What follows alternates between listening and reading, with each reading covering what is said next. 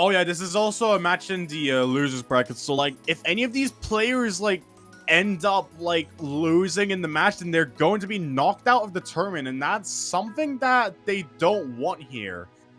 As we can see, both players are like already tied at like 3-3, but TortisTortis is gonna be basically like just already at the very end of Rice 1, going to like make their way to a smooth like match point already. This is a bit of this already spells a bit of danger for anhnhatbui here, considering that if this ends up working all in TortisTortis' favor, then this could probably be a pretty big upset in this tournament already in the round of 16. And I don't think that would really be in anhnhatbui's like best favor here.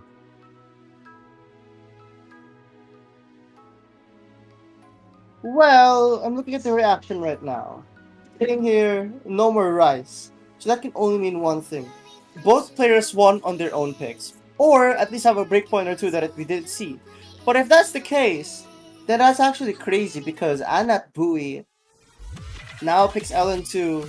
So I'm not surprised at the pick. I have a feeling anhnhatbui probably has a better shot at Ellen's because lower seeded players tend to have worse scores on other skill sets that are not Rice. Yeah, absolutely. It's like one of those things that really just just differentiates depending on like the scenario, but like as we could see here, like anhnhatbui is like, but as we can see here, anhnhatbui has like shown in the round of 32 so that they are like really strong when it comes to LNs and whatnot. So like it definitely makes sense for anhnhatbui to be able to like just pick out an LN against TortisTortis here. As we can see, getting into like this intro section, just where the score not changing just yet, as we are about to get into the source of the map here. Whatnot.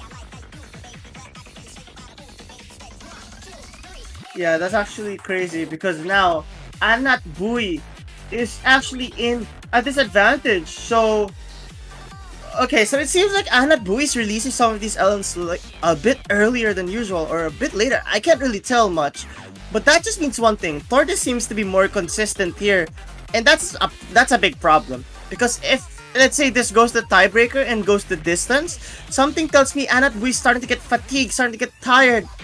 Compared to Tortis, who is starting to lock in a bit more. There's a high pressure situation right here, and Tortis seems to be the one in charge of the driver's seat. But it's still not over yet. So much of the chart is still left. Absolutely, anhnhatbui having faltered a bit earlier in the map. TortisTortis has a stronger UR right now, but taking a bit of an accuracy drop that's going to drop their score lead down to the side closer to anhnhatbui's side, which is something that I don't think TortisTortis would want getting into like this chorus section where it's going to like have the final chorus, and this map is relatively short as well. Only like a few seconds remaining here, and TortisTortis taking all of those accuracy drops here. Wait, it's not over yet. It's not over yet. No, wait. They're both dropping 200. This is the high pressure situation, but Tortis drops to 200. It's starting to get denser. Tortis starting to get a bit more unstable, but anhnhatbui secures it at the very last moment. That's crazy. Oh my god. 1-200. That 1-100 decided the match. If that 1-100 didn't happen, Tortis takes it. But no. 1-100 decides the map. It's going to be a tiebreaker. We're going to be seeing Dance with Silence on the first day of this weekend. Damn, already? Just like, damn, imagine like, just like, going into a random match like right after the previous one, and we already see a tiebreaker happening through a very like tense situation. And see how the previous map went. This is gonna be like the most dangerous like situation for both these players, considering that this is once again in the losers bracket. So like, if any of these players, if either of these two loses, then they're going to be knocked out of the tournament right after, without any returns, so there is no going back now. Yeah, that's crazy. It's going to be a massive match. I am so excited to see how this one goes. I don't know who wins this. I would guess seed number 9. I mean, from on paper, seed number 9 versus seed 30, you'd think seed 9 will have the clear advantage. But this match has showed me that Tortis has the capability to keep up.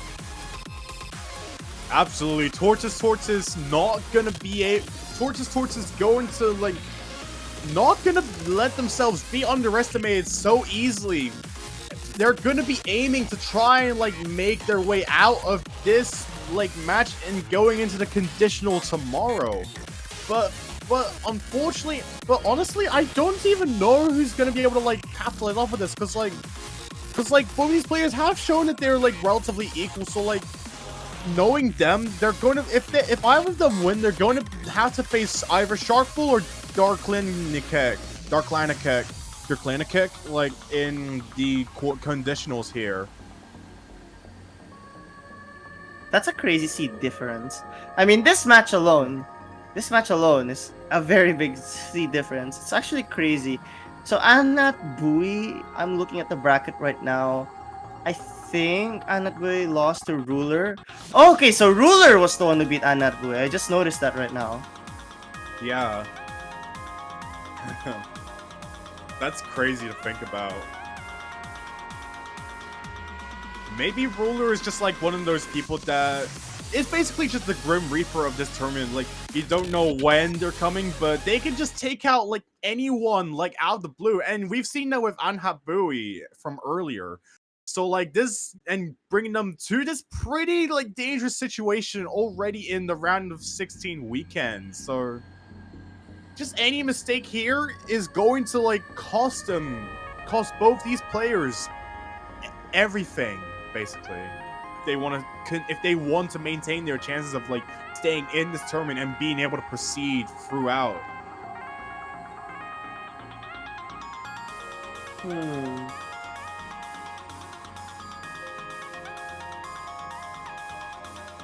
Alright.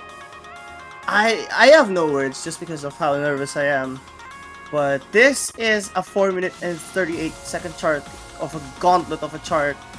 So I'm expecting Ellens to go to anhnhatbui while Rice potentially to TortisTortis. I mean, the start already says a lot. But then again, absolutely. So much of this chart is these kind of patterns that Tortis would have to hope that exist here. Just getting into the first course, both players are still really neck and neck with each other. anhnhatbui is just like going through like these relatively light Ellen patterns so far, with some bursts here, as we can see from these like really small jump trolls with split trolls this era. TortisTortis is going to be taking a bit of a drop along the way, just bringing anhnhatbui the upper hand for the time being, but that's not going to last for very long, considering this is only the first half of the first course, and it's really Rice Mercy, and TortisTortis is going to be taking that miss. That's basically like felt danger for them already early on, and it's like really devastating as well, considering that this is like really like out there in terms of like having different patterns. It just switches between Ellen and Rice, so both players have to really capitalize off of both of them in this tiebreaker if they want to be able to stay in. And TortisTortis basically hurt their chances here, but that can change like at any moment, as we can see. I'm starting to get scared. That one drop was big, and this looks like a 13,000 points. It looks it looks only a little bit, but you have to consider as well that this is a 4-minute chart. So a 13,000 point lead is actually really big in this game. Yeah, absolutely. Getting like into this relative tough part, TortisTortis is like altering a bit in accuracy on some of these like short LNs that have like occurred, but like this is still only the first half of the map, so like any mistake here from like either of these players can just cost them so much. And we can see TortisTortis is not going to be able to like still basically like causing some breaks to happen here on some of these LN patterns, which is only working in anhnhatbui's favor here, which is not the situation that Tortis wants to put them in. Especially because now both these players are not able to go back at all under any circumstance here. Yeah, but now we have some Rice patterns coming. So I'm starting to believe something can happen here as anhnhatbui drops to 200. Yeah, okay. It started to be a bit unstable for anhnhatbui, but more patterns have to come. However, we know how tiebreakers work. It's just not gonna give you any patterns that you like. It's gonna be a mix of both. And I just think this is where it's gonna start to really tell if a comeback is possible. Because you can't really have opportunities like this often. More and more mixed patterns benefits anhnhatbui, and it's very clear right now on the scoreboard. Yeah, absolutely. Anhnhatbui being able to capitalize off of this first course, still hanging on to the FC, which is basically giving them one of the biggest advantages on this tiebreaker early on into the round of 16 weekend, while TortisTortis just faltering behind because of their overall accuracy on these LN patterns, which are like just relatively tight in comparison to most of the LN maps in this map pool. This being the hardest map of this map pool, especially, it's working out in anhnhatbui's favor, and unfortunately, there's not much difficult of the map left as this final course closes out. anhnhatbui ahead with 20,000 points probably spelled like this victory for them, without much room for Tortis to be able to like take anything back now, unfortunately for them. Yeah, the variations of Ellen patterns kind of gave it away. But okay, I think anhnhatbui missed at the end because they probably already knew they won that either way. But then again, it's the variations of Ellens that's what gave it away to to anhnhatbui there, and just like that, anhnhatbui is gonna take the victory 5-4. This will unfortunately mean TortisTortis gets eliminated from the tournament, but what a great effort. Despite being seed 30, they show that they're able to keep up with some of the best qualifying players here, and that's a great sign for TortisTortis on future tournaments. As long as they get the fix on Ellen and all their different variations, I'm sure great things are about to come for them. Absolutely. Both these players making a very strong effort to keep themselves afloat in this losers bracket match.